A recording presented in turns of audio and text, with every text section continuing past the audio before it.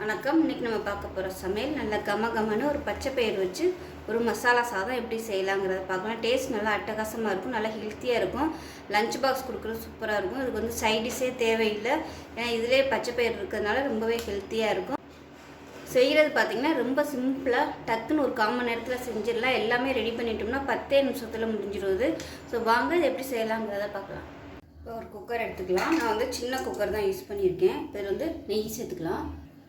ஒரு 2 டீஸ்பூன் அளவுக்கு நெய் சேர்த்துக்கலாம். நெய் விருப்பம் இல்லைன்னா நீங்கள் சாதாரண எண்ணெய் கூட சேர்த்துக்கலாம். இப்போ ரீஃபைண்ட் ஆயில் சேர்த்துக்கலாம். அது ஒரு 2 டேபிள் ஸ்பூன் சேர்த்துக்கலாம்.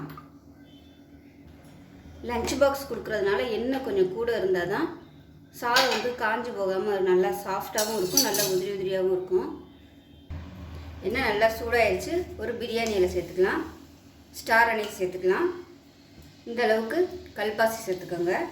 அதோட பட்டை வந்து கொஞ்சமாக தான் நான் எடுத்துருக்கேன். அதே மாதிரி ஒரு கிராம்பு சேர்த்துக்கலாம். ஸ்பைசஸ் வந்து நான் கம்மியாக தான் சேர்த்துருக்கேன். 1/4 டீஸ்பூன் சோம்பு சேர்த்துக்கலாம். இதில் பார்த்திங்கன்னா மீடியம் சைஸாக ஒரு பெரிய வெங்காயம் சேர்த்துக்கலாம்.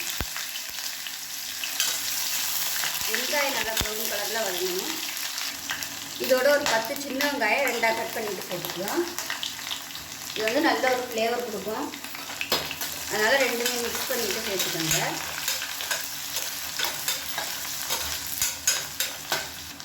இது கூடவே ஒரு 10 இலை புதினா சேர்த்துக்கலாம். இதுவும் ஃப்ளேவருக்காக மட்டும்தான். வெங்காயம் நல்லா வதங்கிடுச்சு. இது வந்து 2 பச்சை மிளகாய் மிக்சியில் போட்டு நல்லா அப்படியே குறை அரைச்சி வச்சுட்டு அதை சேர்த்துக்கலாம். அதோட 1/2 டேபிள் ஸ்பூன் இஞ்சி பூண்டு பேஸ்ட்டு சேர்த்துக்கலாம். நான் வந்து இஞ்சி பூண்டு பேஸ்ட் இருந்ததுனால தனியாக எடுத்துருக்கேன். இல்லைன்னா நீங்கள் வந்து ஒரு 3 பல் பூண்டு, ஒரு சின்ன துண்டு இஞ்சி, 2 பச்சை மிளகாய் மிக்சியில் போட்டு நல்லா அப்படியே குறைன்னு அரைச்சி எடுத்துக்கோங்க. இந்த பட்டை, கிராம்பு, ஏலக்காய் இது எல்லாமே கூட நீங்கள் அதோட சேர்த்து அரைச்சிக்கலாம். அந்த மாதிரியும் பண்ணணும். நான் வந்து இன்றைக்கி முழுசாக தான் போட்டிருக்கேன். ரொம்ப குட்டி பசங்களாக இருந்துச்சுன்னா நீங்கள் அந்த மாதிரி அரைச்சிட்டு சேர்த்துக்கோங்க. ஏன்னா சாப்பிடையில சுத்தமாக இருக்கும். கொஞ்சம் பெரிய பசங்களாக இருந்தால் நீங்கள் தாளிக்கு இந்த மாதிரி தாளிக்கையிலே சேர்த்துக்கலாம். அது இல்லைன்னா அதுக்கு பதிலாக இதை குறைச்சிட்டு கரம் மசாலா வந்து நீங்கள் பொடியாக யூஸ் பண்ணிக்கலாம். இது பச்சை வாசனை போக வதங்கட்டும். இப்போ இது பார்த்திங்கன்னா ஒரு சின்ன டம்ளரில் 1.5 டம்ளர் அளவுக்கு ஜீரக சம்பா அரிசி எடுத்திருக்கேன். நீங்கள் விருப்பப்பட்டால் பிரியாணி அரிசி கூட எடுத்துக்கலாம். இப்போ அதே கப்பில் பார்த்திங்கன்னா 3/4 கப் அளவுக்கு பச்சை பயிர் எடுத்து முதல் நாள் நைட்டே ஊற வச்சு வச்சுருக்கேன்.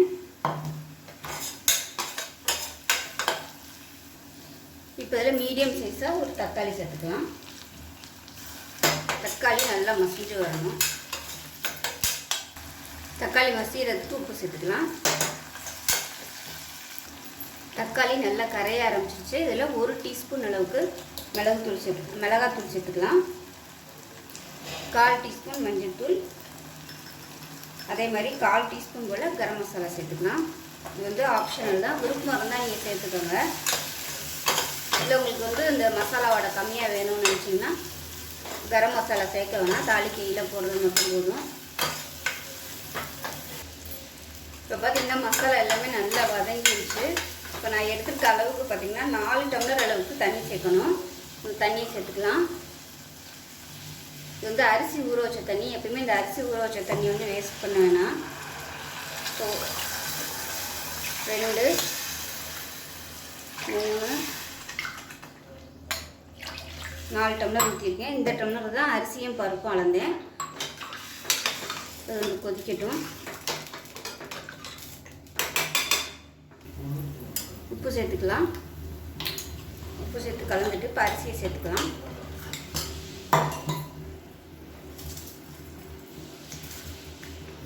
ஜீரக சம்பா அரிசி 20 நிமிஷம் ஊற வச்சுக்கோங்க. நீங்கள் பாஸ்மதி அரிசி எடுக்கிறதுனால 20 நிமிஷம் ஊற வைக்கணும்.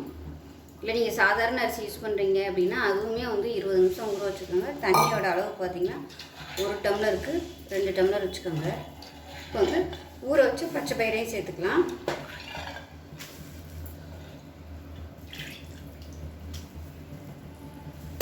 இதில் கலந்து விட்டுடலாம். இப்போ நல்லா கொதிக்க ஆரம்பிச்சது. மூடி வச்சிடலாம். மூடி வச்சுட்டு 2 விசில் விட்டுட்டு ஸ்டீம் போனதுக்கப்புறம் பார்க்கலாம். இப்போ ஸ்டீம் போயிடுச்சு.